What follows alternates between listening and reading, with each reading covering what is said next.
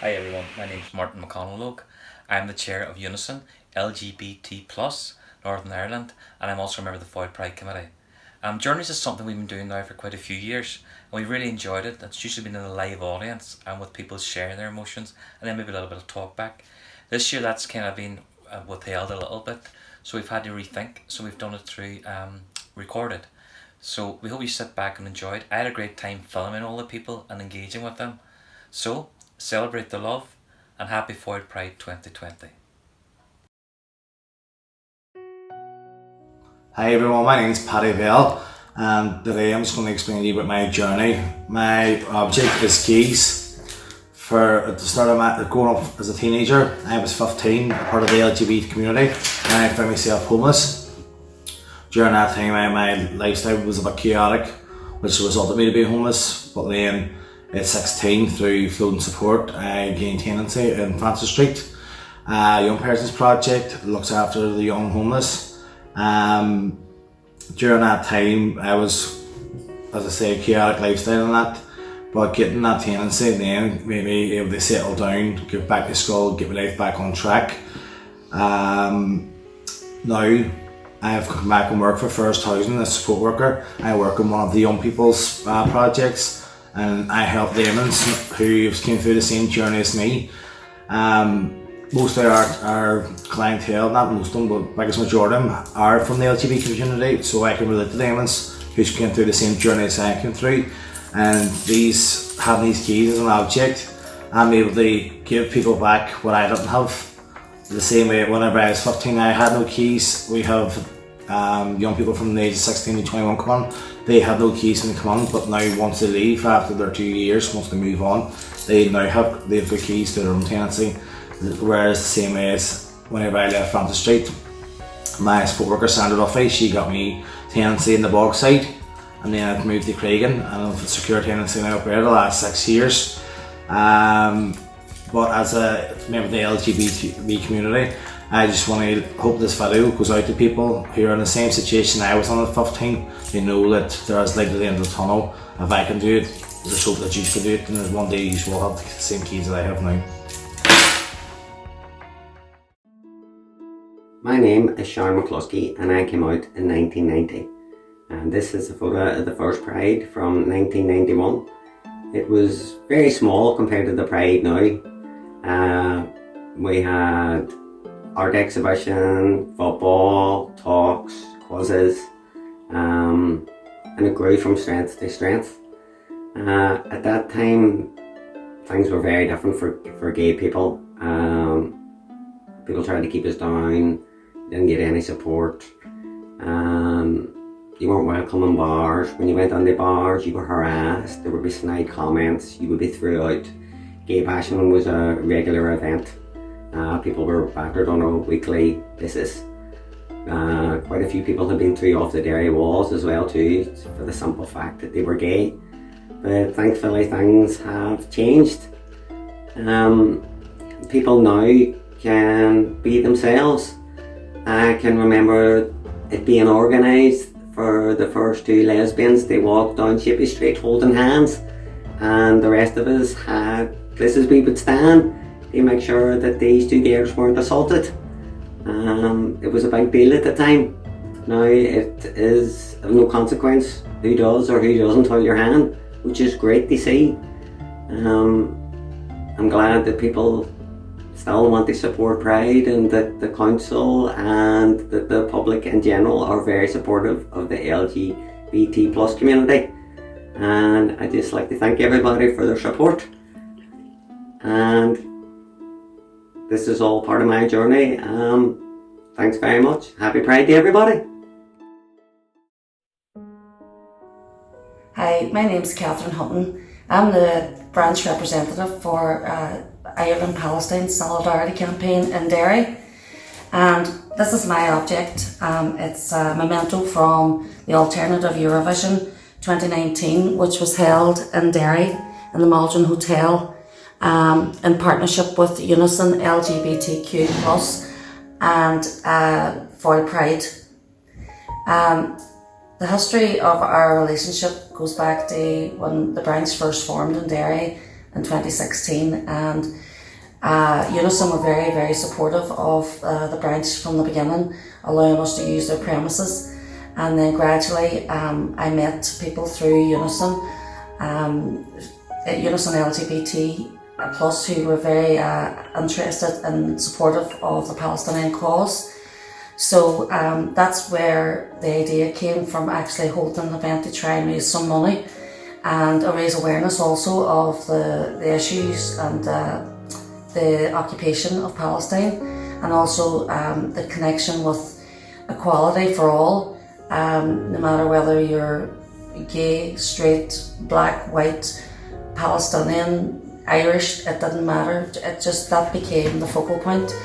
So we organised this event, which basically was a celebration of everything Eurovision, and we set out to raise money for medical aid for Palestinians, which is a very worthwhile organisation which works on the ground in Gaza, the West Bank, and in other refugee camps in Lebanon and Syria. It turned out to be an amazing night. We streamed it live online. We managed to raise £6,000, and that spurred us on, and the intention was to hold another event this year, but sadly coronavirus put a stop to everything.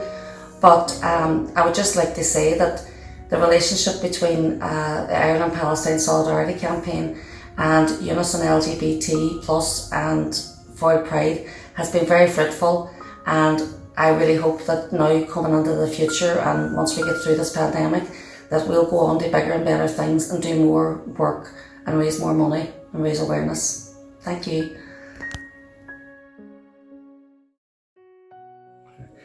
Hi, my name's Philip Baxendale.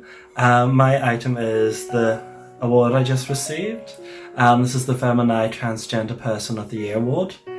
I just received it today at the Fall Pride launch for my work during one of the events I did as a Fall Pride committee member. The event in question was, I believe it was called the T in LGBT. Basically, the conference brought together different types of transgendered people, every type of gender identity, from trans man to trans female to non-binary to ace to gender fluid, gender queer. I'm sure you would know them all. I could go on and on here. But it was to explore the different aspects of what it meant to be a trans person, someone that doesn't conform to their assigned gender at birth. We had many speakers at the event. Many people came from different educational groups, social services groups, even just members of the family from different trans people, just to learn a wee bit more about the, son, daughter, brother, sister, and their journey. But that was my journey in terms of helping trans people began way before then. Whenever I joined Rainbow, I'm not going to say how long ago because, age is important. Back when I joined Rainbow as a volunteer, one of my first responsibilities was working as the drop-in host.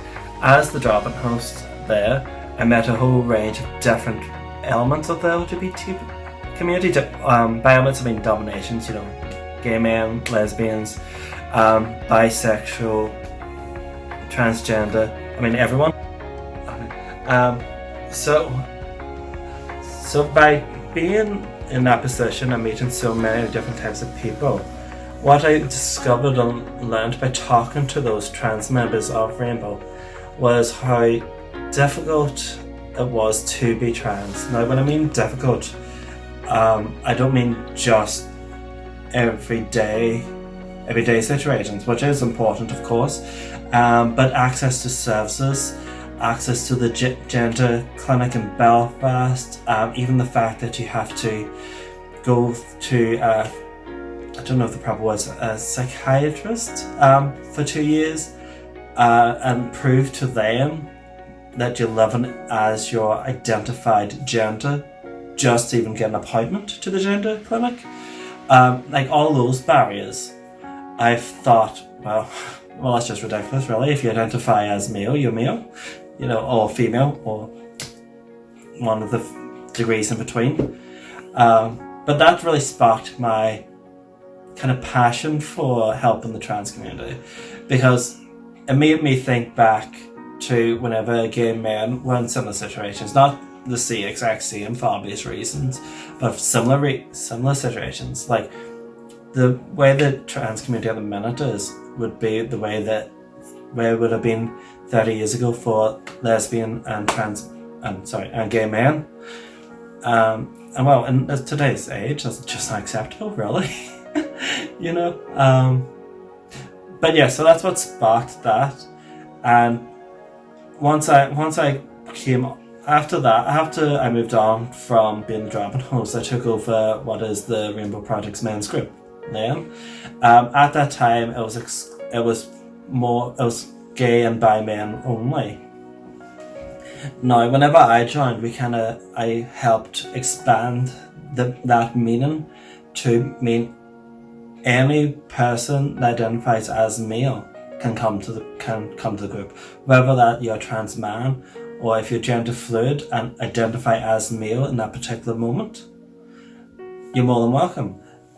Of course, we still have the you must be gay or bi thing in place, but as long as you're male, identify as male. I helped expand it that way. I know still a wee bit limiting into terms of gender, even at that, but we are working and improving upon it as we speak. I still do the men's group, but I think it was about 2 years after I joined the group as a facilitator that I joined Pride as well. Now I believe it was my first year on the committee that I did the conference. Up until that point in Pride, there was trans events. Like I remember there was a lovely play done in the Playhouse around trans issues and trans identity, but it highlighted specific stories rather than the overarching issues the trans community face. So I wanted to make an event that addressed those issues and brought them to light, and help broaden the knowledge of the wider community to, maybe not knowledge, but awareness of the wider community to trans issues and what trans people face, not on a day-to-day basis, and in terms of access to services, in terms of relationships between them and other people, them and their own families, them and their communities, them in terms of doctors or anything around that. That's kind of the way my journey kind of went in terms of trying to raise awareness for the trans community. Like for myself, I'm not actually trans. I'm a gay cis male, but I'm trying to use my position within the LGBT community, because even though we're minority, gay men still have a quite privileged position, and I'm trying to help the trans community, which is traditionally an underprivileged position with our community, to kind of lift them up. Not only lift them up, but empower them to rise as well.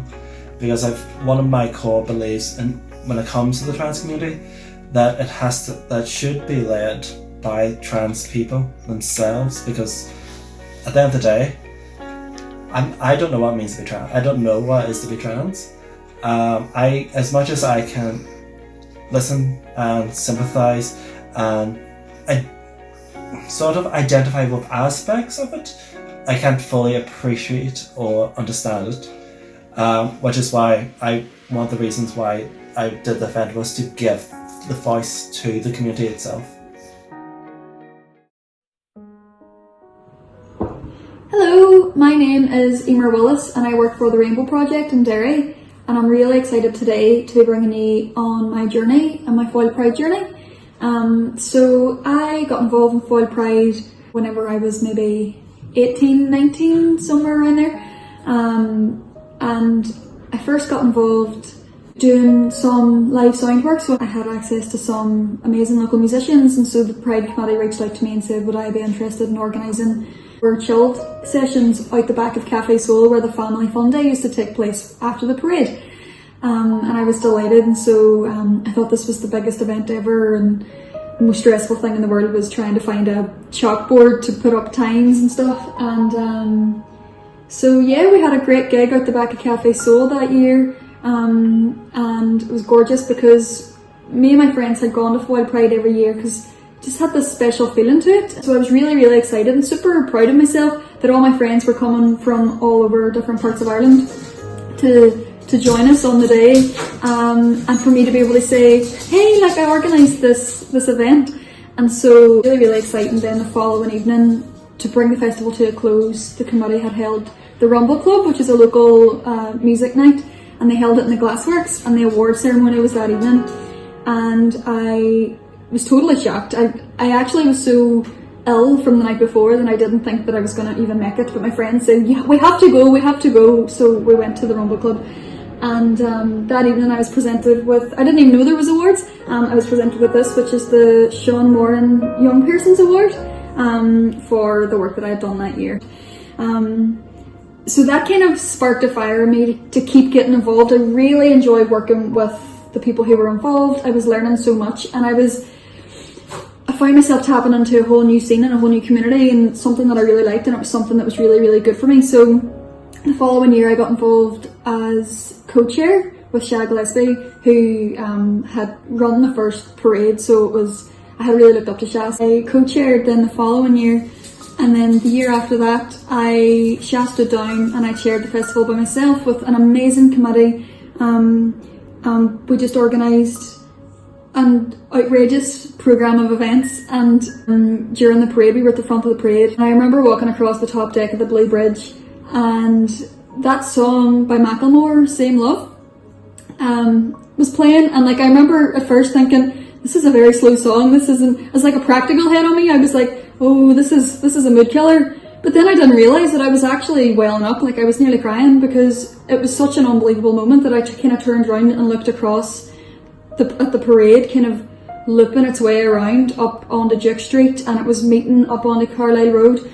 And I remember thinking, oh my god, like, we organised this, like, we pulled this off. And I remember thinking, how the hell did I do how did I do this?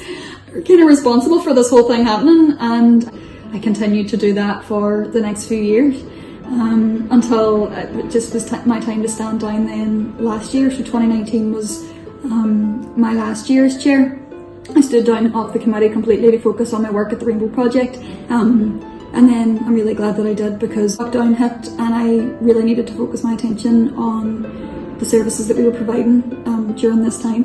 And then so this year, I'm really delighted to be presented with the Helen Harris Freedom Award for my activism over the years with Foyle Pride. And while not being an active committee member, I feel like once you give a part of yourself to Foyle Pride, you never really stop being involved. We're such a small and tight-knit community in the Northwest that I think that it's really important that we all do brand together, and that we all feel that we have a role to play, and that we all have a say in the goings on, in the events that we hold, and in what we highlight and what we promote. I think that we've got a kind of community responsibility to do that. I want to reiterate that getting involved in your local pride, it's so special. It's so special to be a part of. It's so special to walk with everybody, the people that you'll meet from all over the world. It's just, it will change you, and it'll change your perspective, and it'll change your perception of how difficult these things can be, but how rewarding these things can be. And you never know, your first year you could get one of these, and your final year you could bookend it with another. What a journey.